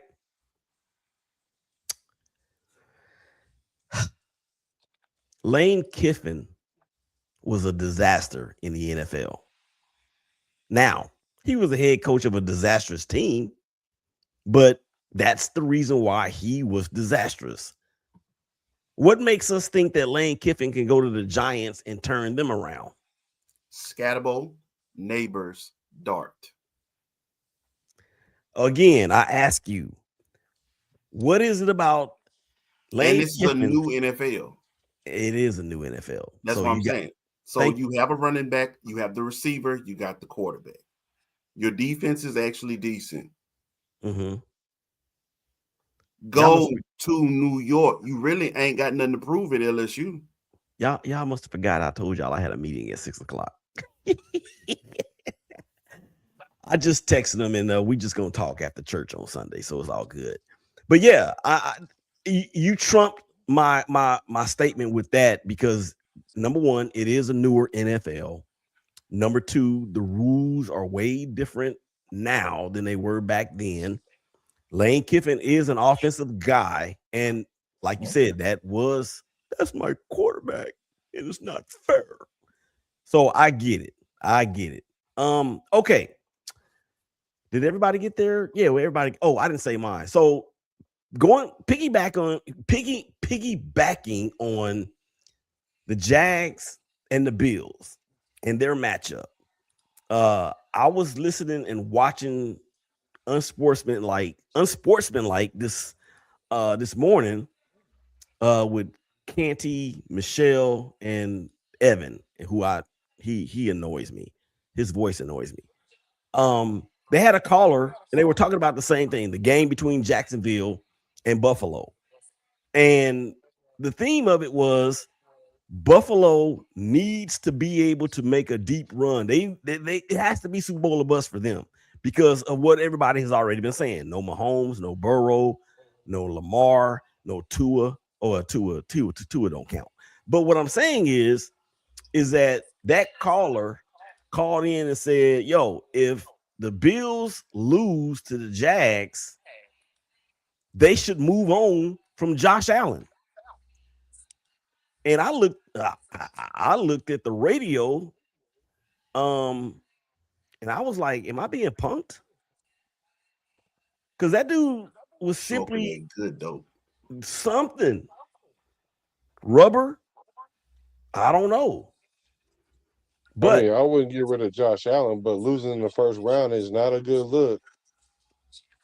It won't be if they lose, it won't be because of him. I think we know that. Well, no, you don't necessarily get rid of a player because they playing bad. It's because what you can get for them. Because if they do move on, right, and then they get, they're going to get the world for him, then you can go get you a new quarterback and really start all over, really, and add some other stronger pieces and get a mid-tier quarterback. You know what I'm saying? Because just because you have a top-tier quarterback, he eating up all your money, then you can't build a defense. So Josh Allen is too important, not only to the Buffalo Bills organization, but you the do not get rid of Josh Allen by any unless somebody is offering you what Mike Ditka did when he drafted Ricky Jackson. I mean, not Ricky Jackson. Ricky Williams, what, 3 first rounds? You don't think 2 first rounds in the second round? Like, you don't think somebody? That's what I'm saying. That's what Buffalo would have to demand. Look, I need all y'all's draft picks. Yeah, pretty much, and I'll take them for Josh Allen because look, you already been to the pinnacle and you can't even get to the mountaintop. Matter of fact, we couldn't even get on the mountain. But they don't need that many pieces, dog. Like y'all need all that. Y'all need all them pieces. Hey man, watch your mouth. Anybody ask you to talk about the Raiders, dog? This Raiders. Hey man, I'm just telling the truth. Don't be sensitive about it. All I was saying I sure was about to say, do the Raiders call Buffalo and say, "Hey, give us Josh Allen, we'll give you all our whole draft"? No, hell no, because the Raiders not in position to do that. And that's what I was thinking. I mean, we got some picks but now. You know, we're in a position to do that. Yeah, a team like Indy might need to do that. No, the hell. Nah, because Buffalo's gonna want back. No, they gonna want Jonathan Taylor. They gonna want back. Pittman. They gonna want back. Have to give up way too much. Somebody. Draft picks, bruh. We don't need all. No, you don't get rid of a Josh Allen. The coach will go before Josh goes, and that's I'm not saying you do it. I'm just saying if you're gonna entertain the idea, though. Like, why would Joe Burrow entertain the idea of leaving Cincinnati? Because they suck. They suck. And Cincinnati has a history of being the Bungles and not the Bengals. So wait a minute. So we just was throwing Joe Burrow in the same conversation, but all of a sudden now they suck. Bruh. What that was telling me is, as much as they suck, they still was in the conversation at the pinnacle of talking about making a run to the Super Bowl. I'm not saying that they go to win the Super Bowl, but not to the point where you get rid of your franchise quarterback. But that they were talking about Cincinnati like that because of Joe Burrow and Jamar Chase and T. Higgins. That So why last don't you year, just build the defense now? because it's They ain't Cincinnati, got no money. they didn't even want to pay Hendrickson. Led the Because league they in ain't got no sacks. money. Because they don't have no money. Bro, they can figure it out. You know, NFL teams can figure it out. They always do.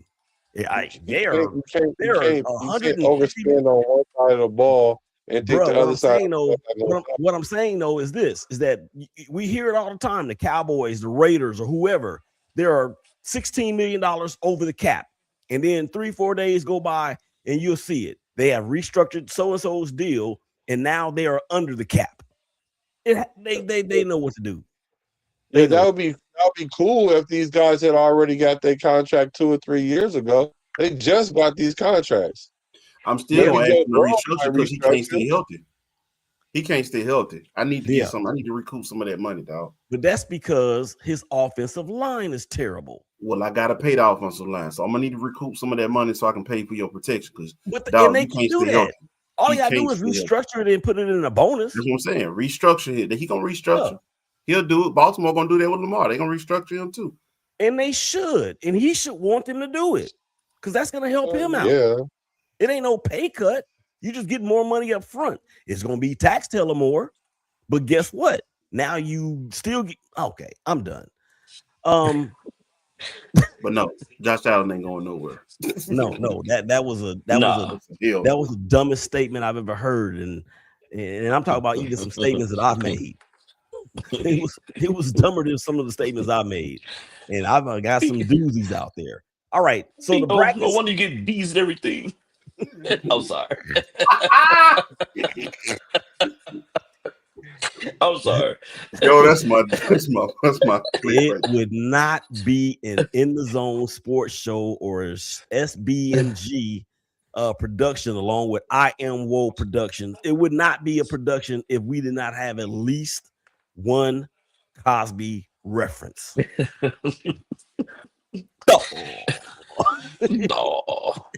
All right, let's get to these brackets. Let's get to these brackets, guys. Let's predict these games. Where we want to start? We want to start in the AFC or the NFC, or do we want to start who's playing first? Go AFC first, dog. Go to who? Go to the AFC first. Why? Because it's three AFC team lovers and compared to one. Nah, it's probably gonna be a little more thought provoking on the NFC. So let's go and get the AFC out the way. Okay, I like that. Sam.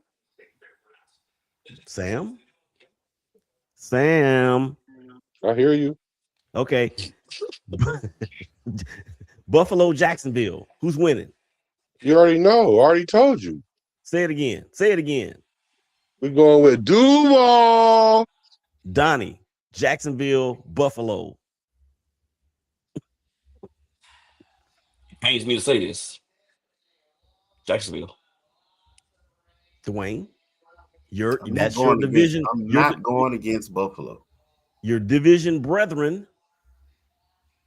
I'm not going against Buffalo. Okay. I'm taking Jacksonville. Not on that game. I'm not going against. I'm taking Jacksonville. I think they're going to put up a hell of an amount of points. And Sean McDermott, who's a defensive guy, might be he might be the 9th or 10th coach fired this year. I'm fired. I'll take the back door. LA Chargers, New England Patriots. Sam, our division brethren. I'm going with New England. Donnie? Pats. Dwayne? Yep. Give me the Patriots. Yeah, I'm going with New England. All right, this ought to be fun. Houston going to the venue once known as the Big Ketchup Bottle.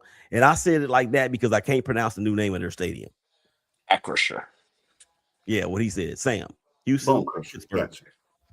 I'm gonna go with Houston. I like what Houston is doing. Defense really wins games. I mean, although Warren Sapp say that's not so much anymore, which I can see validity in it. But in this game right here, I think Houston will kind of beat the Steelers, and Tomlin gonna be in trouble. I don't know if he's gonna get fired, but The sizzle seat is gonna get a little hotter. Yeah. This dude said Dak is blackish. Well, I mean, he is.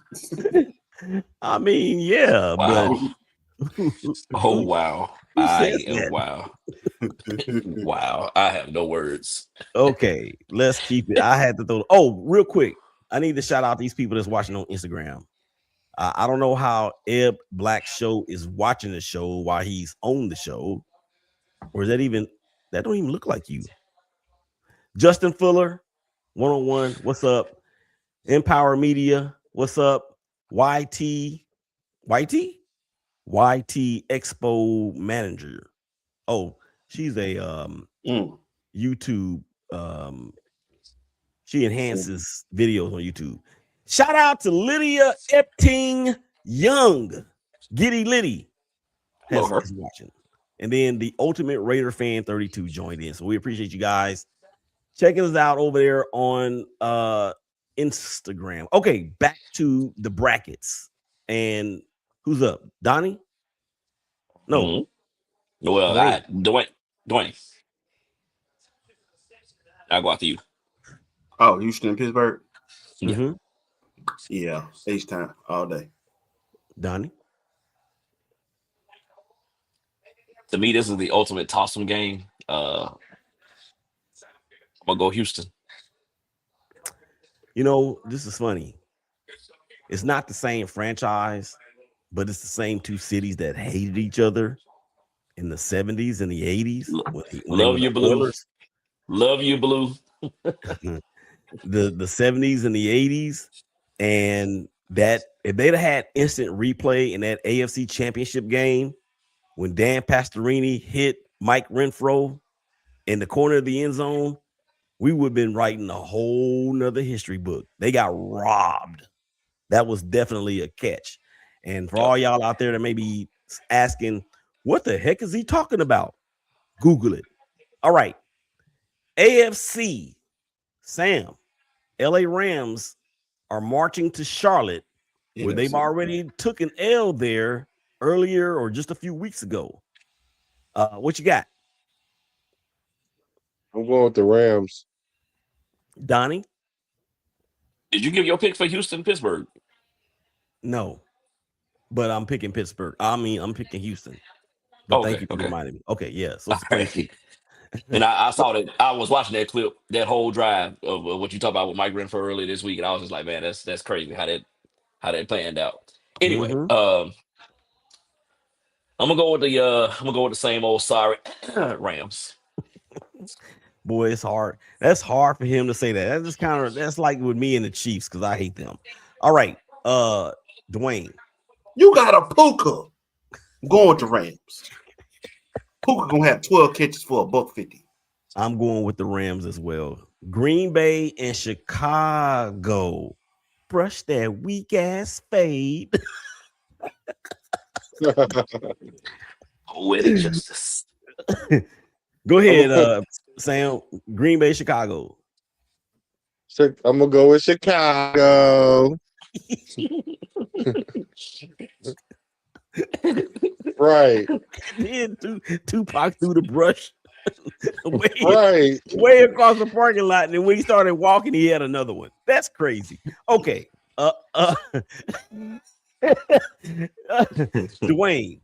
Donnie. I mentioned it earlier. I don't think Green Bay's defense is the same without Micah Parsons. No Bears. Dwayne? The Bears. I'm going with Green Bay. Chicago's defense, if they're not taking the ball away, they're in trouble. They give up a boatload of yards and points. So I'm going Green Bay. All right, Donnie, step to the stage. San Francisco, Philadelphia. We all know what happened the last time they played in the playoffs. It was the AFC or the NFC Championship game. Go ahead. Simon Reddick rendered us quarterbackless. Mm-hmm. We didn't have anybody who could throw a forward pass. Mm-hmm. After Brock Purdy hurt his elbow, and then Josh Johnson got concussed. They threw Christian McCaffrey back there in the backfield, who threw a pass. I think it's probably the worst pass in the history of the forward that was pass. a bad game to watch. I feel bad for y'all. It really was. That was We horrible. really played that game one arm tied behind our backs. But I'm actually gonna speak more to a positive. Later on that same calendar year, the 49ers went into Philadelphia and took the soul of the Eagles, which was the beginning of their downfall a couple of years ago. I think Philadelphia is in an identity crisis when it comes to offense. I think they're trying to acquiesce AJ Brown too much and throw him the football and not turn around and give him the ball to number 26 with the biggest thighs in the history of life. Facts. I think it was going to be a surprisingly defensive slugfest. Give me San Francisco to win on the road in Philly. Sam? Yeah, I probably would. If the Niners would have won last week, I would have thought they would have lose this week. But I think they kind of they lost last week, right? Yeah. Lost last week. Yeah. They wouldn't have had to play this week if we won Yeah, last that's week. right. Yeah, I think it kind of woke their game up a little bit. So I'm leaning towards Philly, but really, I think the Niners gonna go in there and upset that. Whoa. And you know what happened when you win too much? You start losing? You get bored. Oh. I think the Philadelphia Eagles was waiting for this time of year. So you saying they're going to turn on the switch? I think the switch is going to come on. And the only reason I'm even saying I think that, I'm sorry, I just don't believe that you can lose a Fred Warner and just keep going on like ain't nothing happened. Mm-hmm. I just don't see that hole being filled, not against this team. Mm-hmm. But yeah, I think the Eagles have flipped the switch now. This is where it really matters. Win or go home. And you've made it through the regular season. Now get to work. Right. Fly Eagles fly. You know, for me with this game, it could go a bunch of different ways. When you think about the strengths and weaknesses of both units, right? We know the 49ers identity has flipped from being a defensive mash mouth to more offensively prolific. And then you have the Eagles who, like Donnie said, have an identity crisis on offense, but they have a great defense. So it could go. I could see this game being a blowout. Either way, whether it's San Francisco blowing out Philly because they can't put enough points on the board, or whether it's Philly finding the switch to turn on and being able to hold down the San Francisco offense. With this game, this is to me the toughest game to pick. And I'm gonna go with the champs. That would be the Eagles for everybody out there that's Yeah, we just made Donnie happy because now he just feels like an underdog. He likes that. We don't want to be the favorite. I mean, why should they be the favorite going into this game? You're having to go east after getting your heart broken, thinking that you were going to have home field and not have to wake up out the bed, to leave your bed the entire playoff run. So now you got to go to East Coast. You got to play against the defending champions. Your defense is disheveled. Your top two middle linebackers are now gone. Eric Kendricks now steps up to be the middle linebacker. The old guy. Robert Saleh's got something. Robert Saleh has got something in that game plan. And I don't think Philadelphia is going to be able to get had that game plan and had that offensive get off like they've been getting off in some of these games this year. I just think Saleh's got some up his sleeve. And Fran Brock Purdy to the rest of y'all. My computer crashed the last time you said that. You'll be all right. I got a perfect recipe for you. You already know where I'm going. Go ahead and say it. Put water on it. It won't hurt.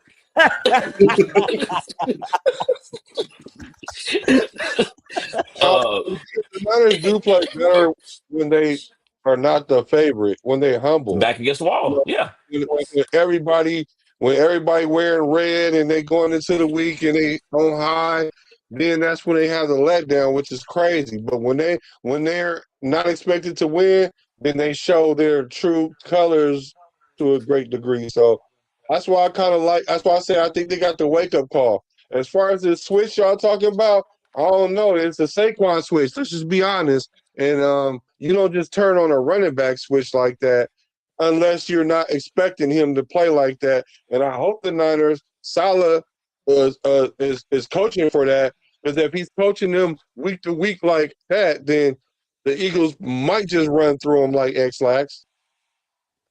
Yeah, and speaking of X-Lax, let's keep running.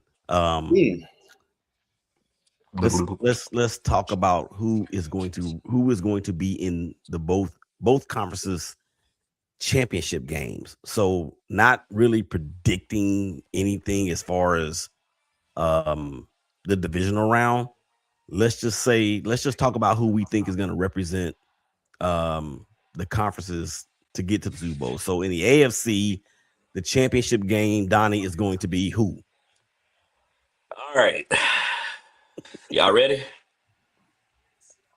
Because Yeah, the way I we got it ready. panned out, the way you got it panned out, you got to kind of the way the seating works. You got to kind of have to break it down. If I've got Houston winning, and I've got New England winning, and I've got Jacksonville winning, that means Houston is going to go to Denver in the second round, and then you have Jacksonville, New England playing in that middle or that other contest in the AFC. So you give me New England and give me Denver. Dwayne.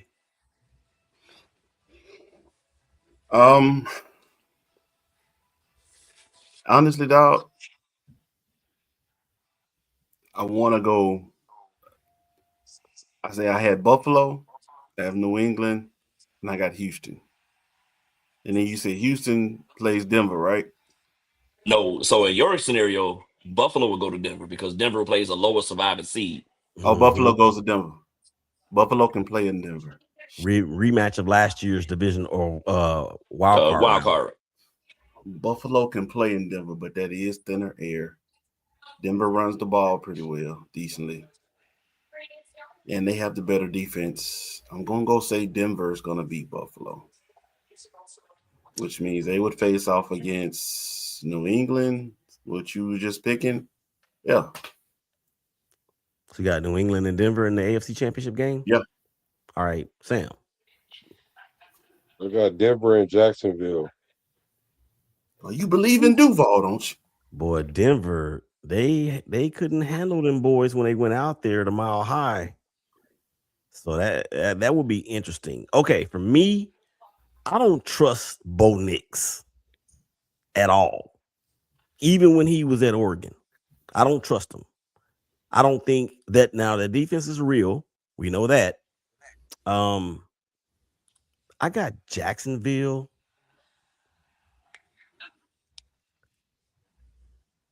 and Houston in the AFC title game. I can see that. Five versus three. I can see Houston beating Denver. Jacksonville would beat Buffalo, and then Houston, of course, would beat Pittsburgh, and then Houston would play Denver.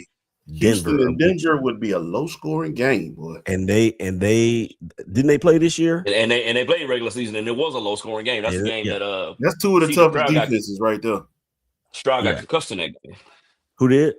Stroud. CJ Stroud. Oh yeah. Sure did. Everybody in that game though. Yeah. All right, let's kick it over to the NFC. Sam, who you got going to the NFC title game? This is gonna be kind of cool right here. I got Chicago and the Niners maybe. Let me see, is that possible? Let me see. I got the Niners beating Philly, Chicago beating Green Bay. Let's go to Seattle. And then Seattle and the Rams. So Seattle will play the Rams. And then the Niners play Green Bay. Yeah. So it's gonna be Niners. No. If you say San Francisco is gonna win, if they're the lowest seed from that first round, they will go to Seattle because they're 6. Seattle. Yeah. Oh yeah, they're gonna beat Seattle. And LA, the Rams will go to Chicago. Oh yeah, so it's gonna be the Niners and the Bears, just like I was hoping. Yep, Niners and Bears. Okay. Wow. Donnie? That would be interesting. All right. The way I have it,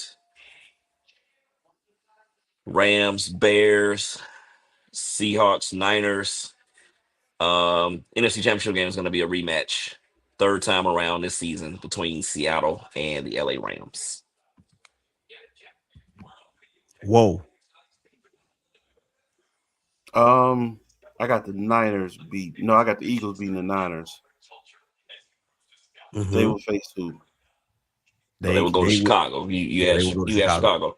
Chicago. Chicago. If Chicago wins, I'm going Right. Rams, Eagles. Rams, Eagles. Yes. I'm That'd doing be this. a rematch. Yeah, I'm going the same way. I don't think Chicago, I've already said it. I don't think they get out. I think the champs beat the 49ers.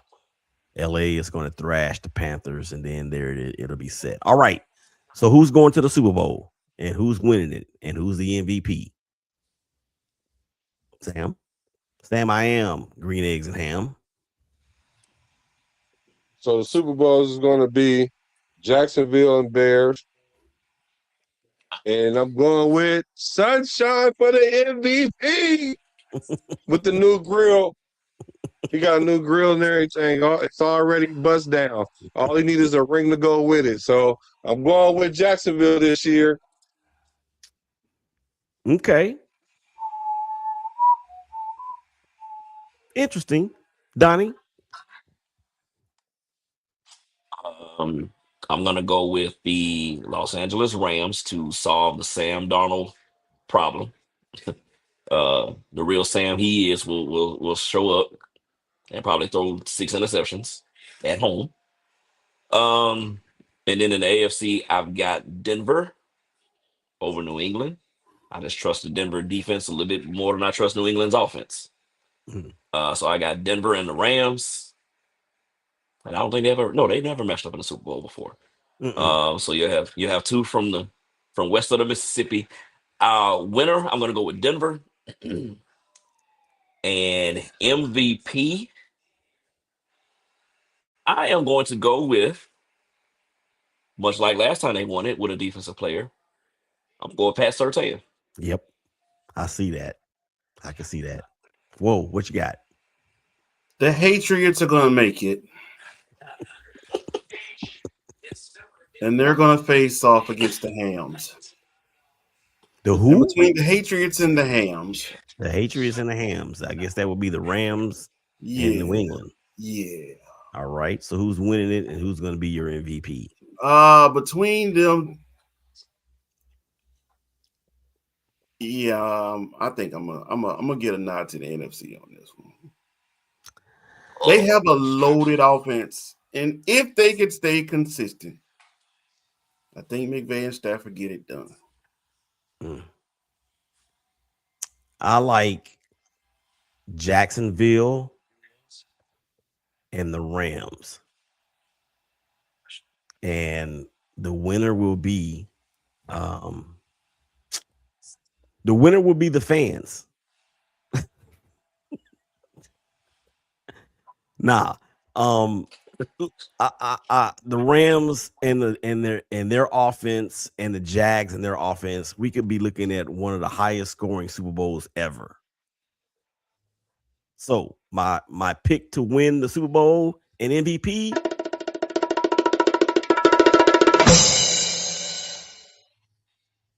LA Rams, Matt Stafford.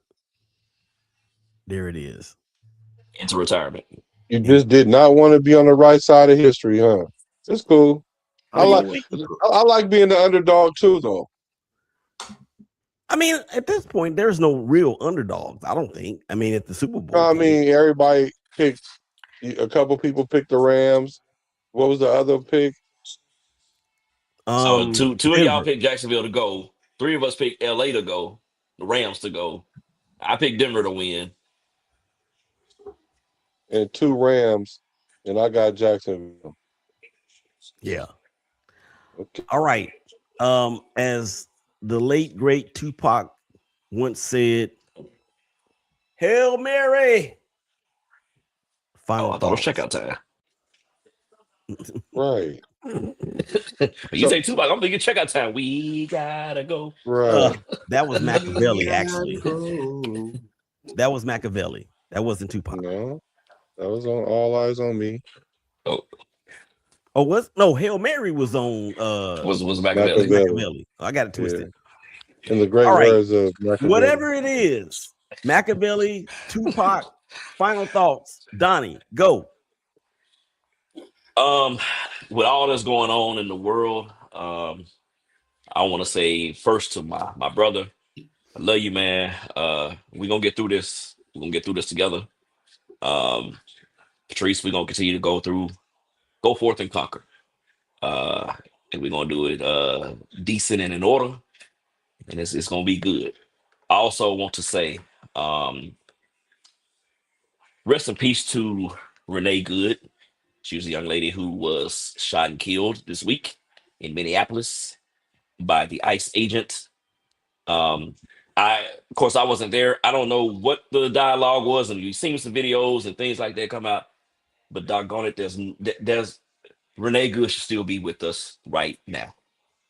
Not called for. We got to do better. We got to do better. Amen to that.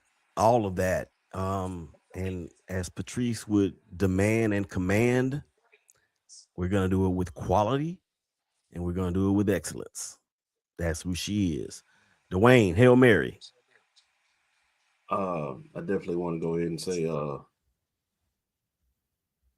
OG man, this three-headed monster on or off camera is still alive and well. So we gonna definitely support you, rock with you, brothers for life. You feel me? Patrice, we got him. Everything's all right. It's gonna be all right. Feel me? I definitely want to touch on the sentiments that Donnie just mentioned with Renee Good. Yeah, I saw multiple videos, heard all the dialogue. All of it was unnecessary. We have got to get back to where our humanity matters. Like we have to. That is vital. At this point in time, without our humanity, what are we? We're animals. You know what I mean? Like we are flat out just animals. And I refuse to believe we've sunken that far. Prioritize our humanity. It always has to be humanity over dollars. You know what I'm saying? All money ain't good money. Let's just get back to supporting each other, caring for each other, protecting each other, and calling people out for their BS. Mm-hmm. Mm-hmm. Stand on it, man. Stop folding and hiding and tucking your tail behind somebody else. Like, we know right from wrong, bro. Your parents taught you right from wrong. You know what it is. We shouldn't even be seeing this stuff and just, well, it's another day. We desensitized from it, bro. That is not normal what we just witnessed. No. None of this. All these public shootings, and it's not normal. They trying to make it normal, bro. This is not the 1800s. Well, that's what they want to go back to. Certain select. Sam, Hail Mary. Yeah, I started this stream off saying if I was any better, I'd be you, and I still hold to that because life is something else, and God is unpredictable, but we trust in Him. And I was saying I would be better because, like, just making this content stuff, this stuff is hard doing it all the time, every day, trying to build a media group, trying to build a network, or just doing a show at all. Like, it's difficult. So for you, because I've been in the funk for like 8 months about it, and so for you to get up one extra time, that's what motivated me to get up one extra time. So the Lord does work in strange ways. I would never wish that on anybody. But God's plan is perfect, and it's only appropriate that this is called the ShakeBack media, because now you're shaking back. And so if I see you can get up from what you've been through, because I don't know how I could handle that, because I've never been married. But I am getting married next Friday, though. But if I was ever to be in that position, I want to be strong enough to be able to get up one extra time. So I salute you, bro. Anything I could do, I'm here for you. And if I can help the bros help you, I'm here for that too. Well, y'all dudes are trying to make me cry on air, and it almost happened earlier. My Hail Mary is everything that you guys have said, and I appreciate the support. I can't tell you in words how much it means to me, how much I need it. When you talk about Sam, the ShakeBack, it was created for things like this, stuff like this. We just never thought in a million years that it would happen to us this soon. I have a message. It's a series of messages, actually. I will be bringing back Don't Jump the Podcast. That was me and Patrice's baby together. I'm going to bring that back on Tuesday. I have a message for the masses. And my prayer is that it, 1, glorifies God. 2, that it brings one person to Christ. And then 3, that when Patrice is looking down and watching the show, that she will be proud of what we said we wanted to do, which is to help people. The message is titled, "Why Would I Complain?" And anybody that's watching, I need your encouragement, because I don't want to do this. I do not want to do this, but I have to, because there's somebody that's standing on the ledge ready to jump. And my message is, don't jump. Get up and don't jump. There's too many things. It's so easy to complain about any and everything. As a matter of fact, it is too easy to complain about any and everything. And if my journey and my family's journey is strong enough to motivate somebody in whatever it is they're thinking about doing to themselves, stop. Just stop. And, that's where it is. All right. It's time for us to bounce. It has been a tremendous show. I thank all 3 of you guys, and I hate that Mike didn't get a chance to make it, but I'm sure he had a very good reason. It's not like him to just not show up. So we're going to go ahead and get up out of here. There's my boys playing in the background. Sam, you hear that? You hear that? You hear that? You hear that? I'll make it right on 73rd and purchase some. Anyway, for Sam, or Donnie, or Dwayne, this is Willie. Patrice, I love you. And, like, subscribe, share. Y'all take care of each other. Y'all love each other, and we'll holler at y'all again real soon. Peace. We out. Peace.